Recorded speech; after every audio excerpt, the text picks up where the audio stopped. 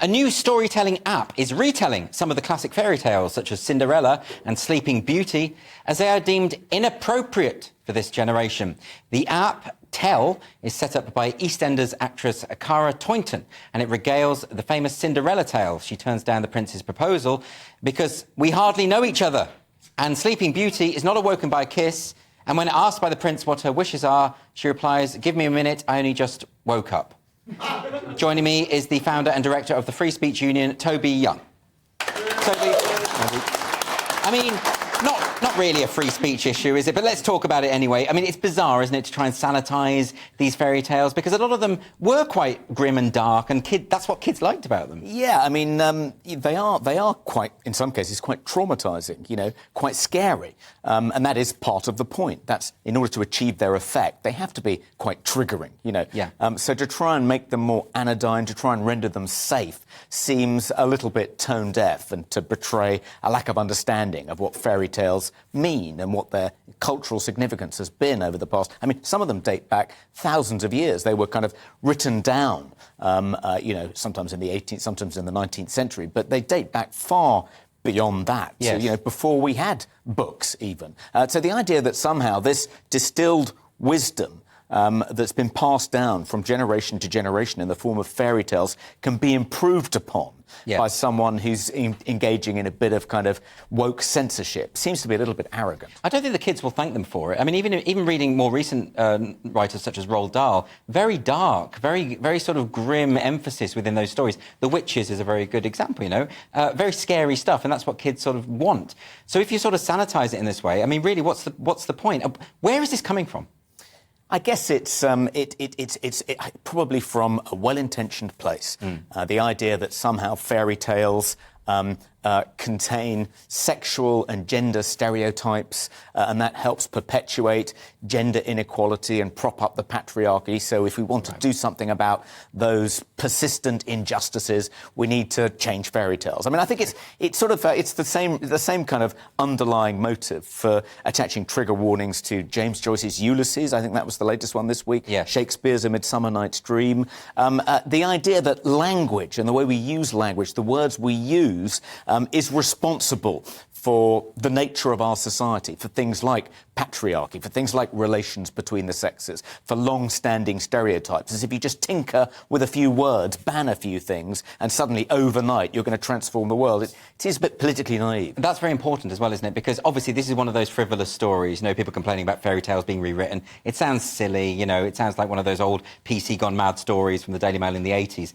But actually there is a broader point to this, which is that a lot of people, culturally speaking now, have bought into the idea that popular culture basically tells the masses how to behave. You know, if you have a story that has a gendered stereotype, then all of a sudden boys and girls will start enacting those stereotypes. But I don't think that's been borne out by the studies into this. No, and I mean, I think the far more influential are parents. The way parents bring up children, the values parents impart to children. You know, what they encounter in the home and beyond the home, in school and amongst their peers. Those are the kinds of things which form behaviour, affect people's values, you know, affect the way they turn out. The idea that changing a couple of words in a book, though, I mean, most children probably aren't even read fairy tales these days, even on an app. So it does seem a little bit kind of ambitious, a little bit optimistic to think you're going to change the world and somehow rid us of the patriarchy by changing a few words in a fairy tale. There's also a problem that I have with this sort of thing, with this rewriting of existing stories, which I think is quite akin to what sensitivity readers do in the publishing industry,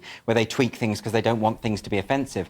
But isn't an element of art and the creative industries more generally that they can depict offensive scenarios and that kind of thing? I mean, I have a friend who's a novelist who's had to self-publish now because the sensitivity readers kept trying to clean up his villains, because his villains, who are serial killers, by the way, said some, you know, homophobic things or something. Well, serial killers aren't very nice. Well, the odd thing about this, I completely agree. Of course, there have to be some disturbing, triggering things, even in children's stories, if they're going to achieve their effect. I mean, people complained about, you know, Harry Potter books. They now have trigger warnings attached. But unless children are actually frightened, albeit in a kind of controlled environment in the safety of their own homes, unless they make an imaginative leap and actually experience fear, they don't then learn how to overcome those fears by imagining themselves as the characters in the books confronting villainy and evil. I mean, they don't achieve their effect as classic works of children's literature unless the children are quite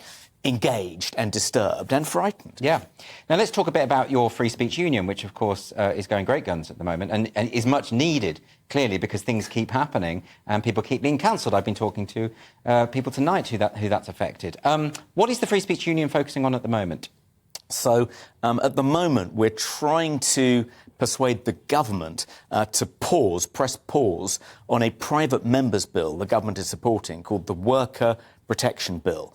And what this bill will do, it's gone almost completely under the radar, is it will extend liability for harassment from, at the moment, employers are only liable if an employee harasses another employee. So if an employee overhears a conversation between two other employees that they find upsetting in virtue of one of their protected characteristics, because they're a woman or because they're gay or because they're black, they can then sue their employer for not doing enough to protect them from overhearing that kind of upsetting conversation. Now, that's absurd enough, but under this new worker protection bill, that liability will be extended to third parties. What that means is that if employees overhear an upsetting conversation between customers at a restaurant or in a bar or in a pub, they can then sue their employers for failing to do enough to protect them from that kind of harassment. What this means in practice is that publicans will have to employ,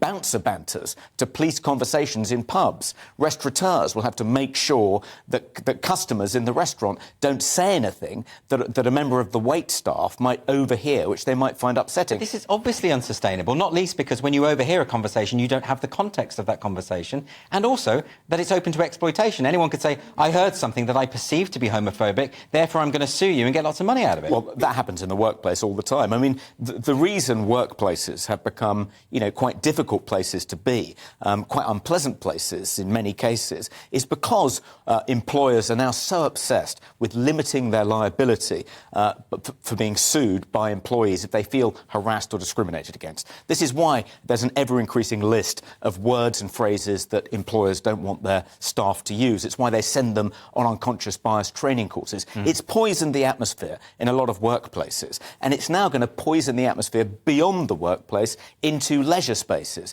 football stadiums. I mean, if this new bill becomes law and it's sailed through the House of Commons last week with the support of the government. I mean, it doesn't have much further to go before it becomes law. If it becomes law, if someone in a football stadium says to a linesman, "Are you blind?" and a partially sighted steward overhears a fan say that to the linesman, the partially sighted steward could then sue the football club for not doing more to protect him from that kind of upsetting remark, which is upsetting in virtue of his protected disability. So it's so obviously self-evidently absurd. Why would it fly through? Why is the government not aware? Is it just that they don't understand the implications of this? So the rationale, I think the reason for it is because, I don't know if you remember the President's Club dinner about 5 years ago in which a couple of journalists went undercover to work as waitresses, hostesses, at this big charity fundraiser in central London at the Dorchester Hotel. And they discovered that a lot of the men in attendance were harassing the waitresses. But there was nothing the waitresses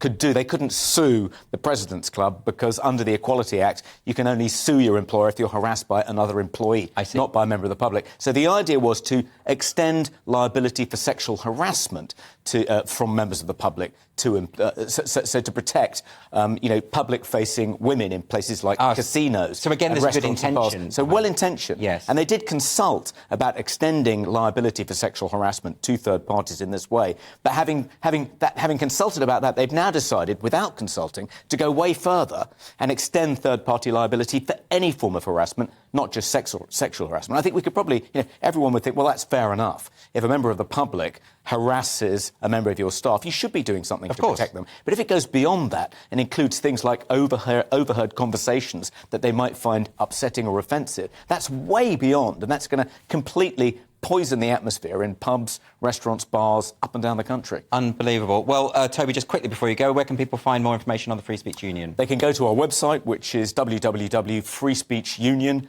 freeview.org, or on Twitter they can follow at Speech Union. Great. Toby Young, thank you very much indeed. Thanks, Andrew.